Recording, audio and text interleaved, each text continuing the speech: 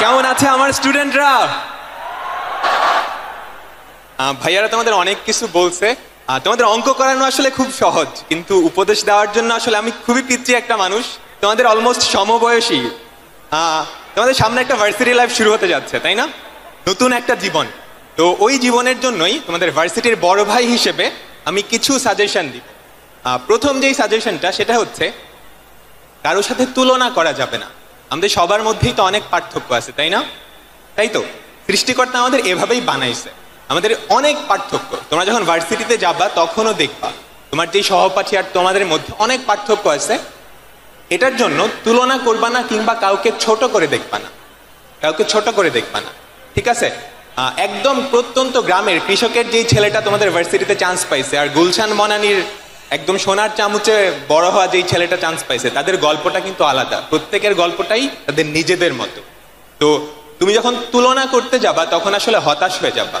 যেই জিনিসগুলো তোমার হাতে নাই সেই জিনিসগুলো নিয়ে কখনো তুলনা করবে না, কখনো হতাশ হবে না। বরঞ্চ তোমার হাতে যেগুলো আছে ওগুলো চেঞ্জ করার চেষ্টা করো, ঠিক আছে? আমি আমার নিজের লাইফ থেকেই বলি।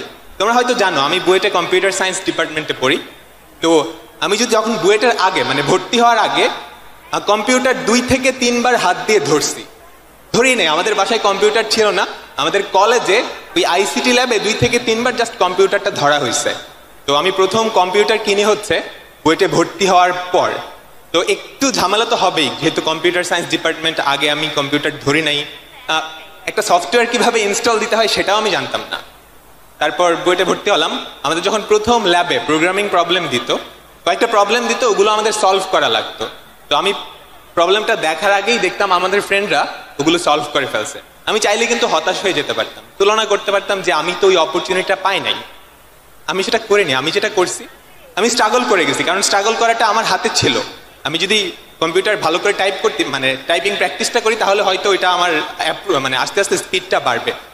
তো পরবর্তীতে যেটা দেখা গেল, আমাদের যে ফার্স্ট সেমিস্টার ওটার রেজাল্ট যখন দিছে, আমার সিজিপিএ ছিল 4 আউট অফ 4 এবং আমি ডিপার্টমেন্টে ফার্স্ট হয়েছিলাম। শুধু এই এক্সাম্পল না, আমাদের বুয়েটেই আমি অনেক বড় ভাইকে দেখছি। আমি একটা বড় ভাইকে দেখছি যিনি 6 থেকে 8টা টিউশন করাইতো। টিউশনি করায় মায়ের ক্যান্সারের চিকিৎসা পর্যন্ত করাইছে, অ্যান্ড বুয়েটের পড়াশোনাটাও কন্টিনিউ করছে, খুব ভালো রেজাল্টও করছে। তো যে জিনিসগুলো তোমাদের হাতে নাই ওগুলো নিয়ে কখনোই তুলনা করবা না, কিংবা এই জিনিসগুলোর জন্য কাউকে ছোট করবা না।